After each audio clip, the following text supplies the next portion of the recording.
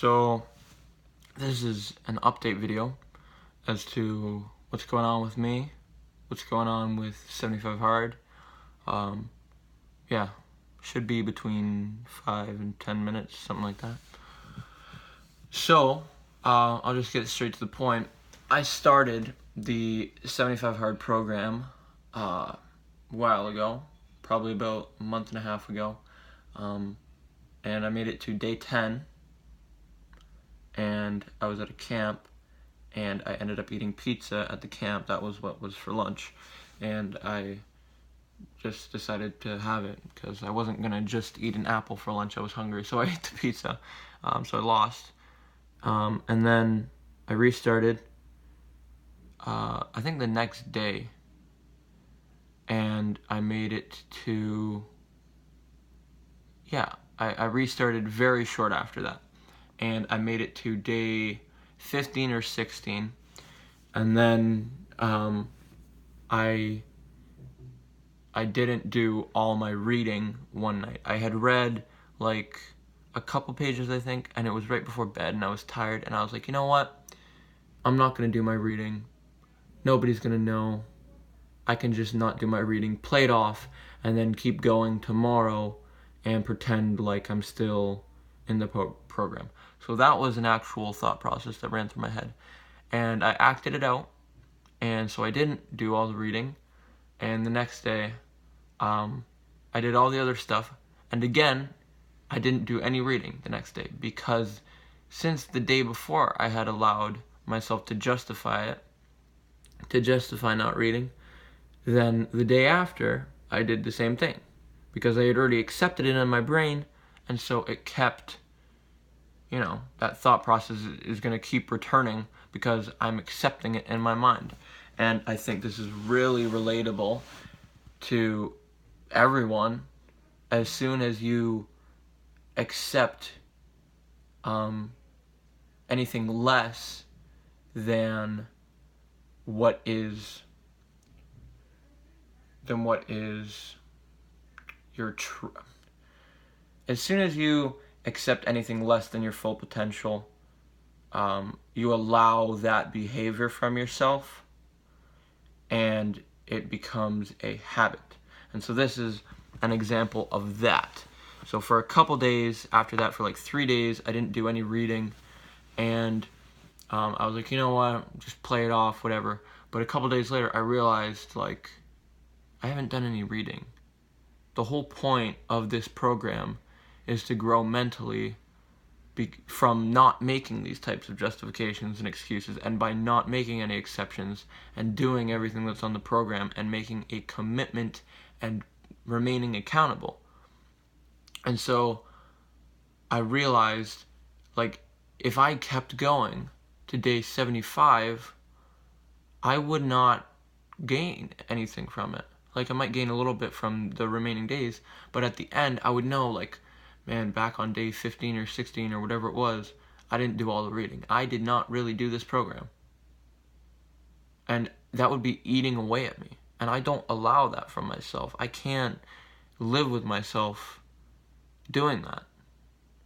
And so I restarted. I took, I think, 2 days off or something. And then I restarted at day 1. And I got to day 2 or 3. And then, and my mind was just all over the place. I wasn't focused on 75 Hard. It wasn't top of mind. I wasn't making this stuff a priority. I was just like sort of kind of fitting things in here or there, but it just faded gradually. In a couple days, just faded away, and I failed again. And since then, that was about close to a week ago, I want to say. Might have been 5 days ago, something like that. I'm not entirely sure. I think it was Monday. Right, today is Saturday. I think it was, I think I lost on like Tuesday or something like that. And since then, I haven't posted anything about it on social media, and that is kind of what I want to talk about here. So, ever since I started all this stuff on Instagram and YouTube, documenting this stuff, even 75 Hard, I I start off documenting like all the good stuff, right? And sometimes I'll include a little bit of bad here and there. Like if I had a tough day but I end up pushing through it, I'll like say like, man, it was tough today, but I pushed through it. But then the days that actually don't go good, I'm just crickets. I'm just silent. And I don't want to be like that. And I don't know, it's become a trend that I've seen myself. I'm very aware of it. I just keep allowing myself to do it. Because there's some sort of comfort when it's on like social media, because since it's not in person, like I control what's going out, and so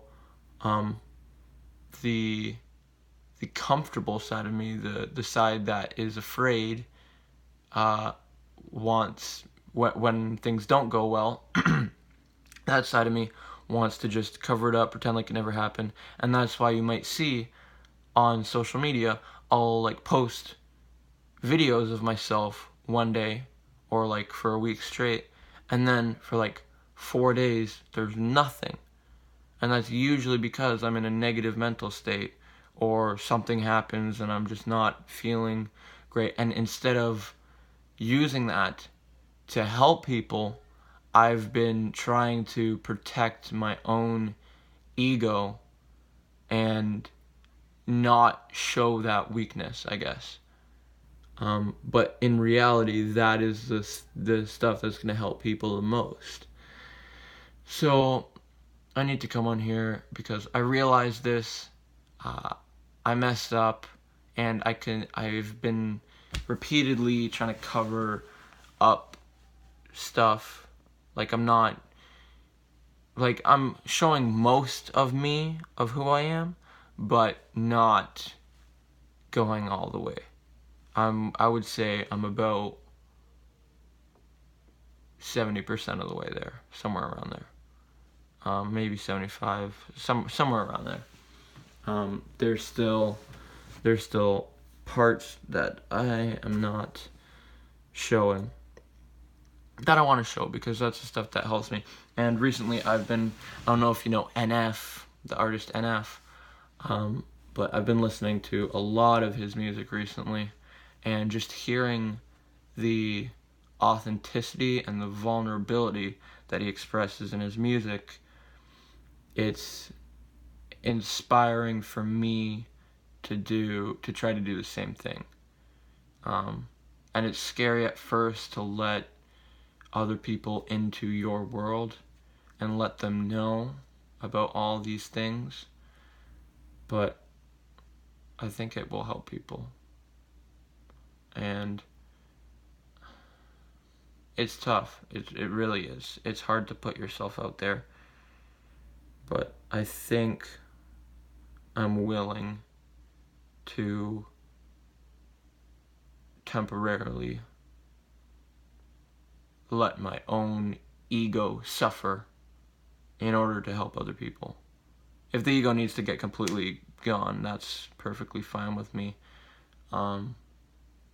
I have a pretty big ego right now. It's not a good thing.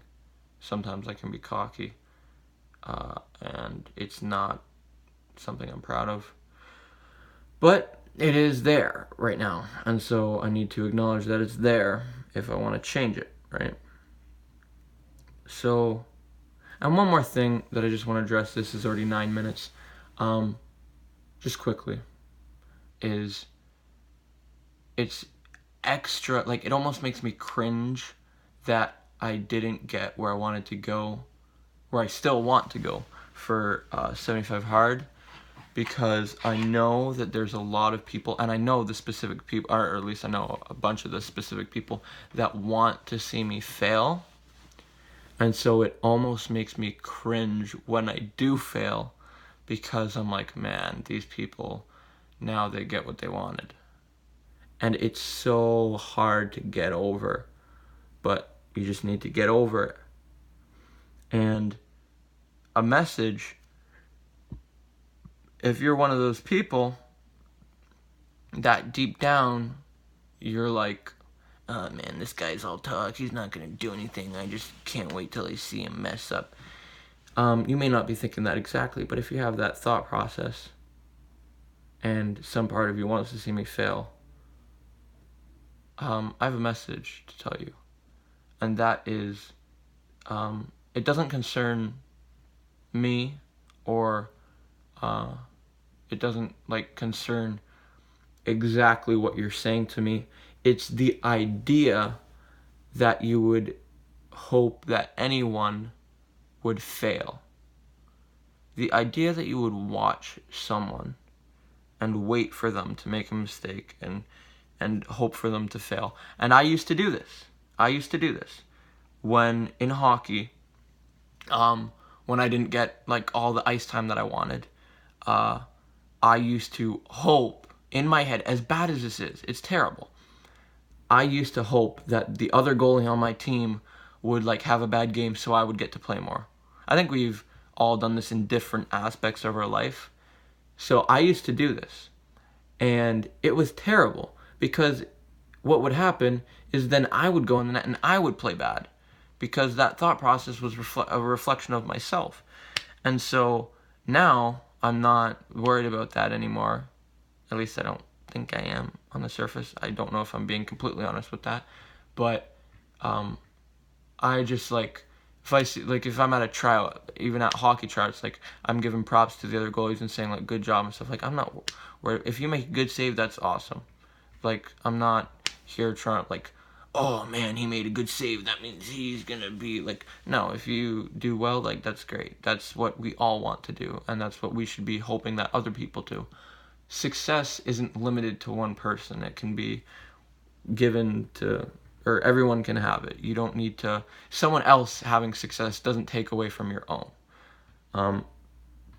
So for those of you, if you are the type of person that's hoping to see me fail, first of all, I just want to say that, and this is coming from not the greatest place, but I just need to say it for it to be able to connect with you.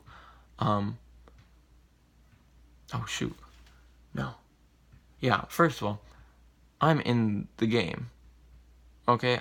I'm actually here learning and attempting and trying and doing these new things and failing in order to grow.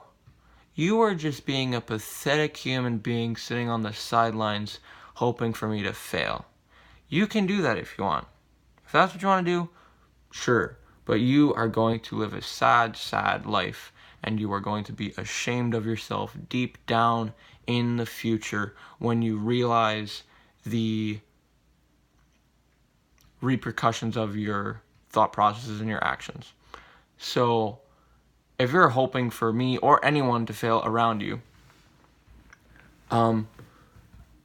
the truth is, and it was the truth for me when I did it too, and I might still do it, I just can't think of anywhere right now, because I don't really do it in hockey anymore. If I do, I'll let you know if I think of anything that I don't think, I don't know, there might be tiny little hints of it here and there, I do something good and I'm just oh, I hope I'm better than this person, and then they beat me and I'm oh, just that a little bit because I'm competitive. But yeah, if you're hoping for other people to fail, regardless of who it is, whether it's you, me, that thought process is pathetic and a terrible way to live, and it's not going to help you at all.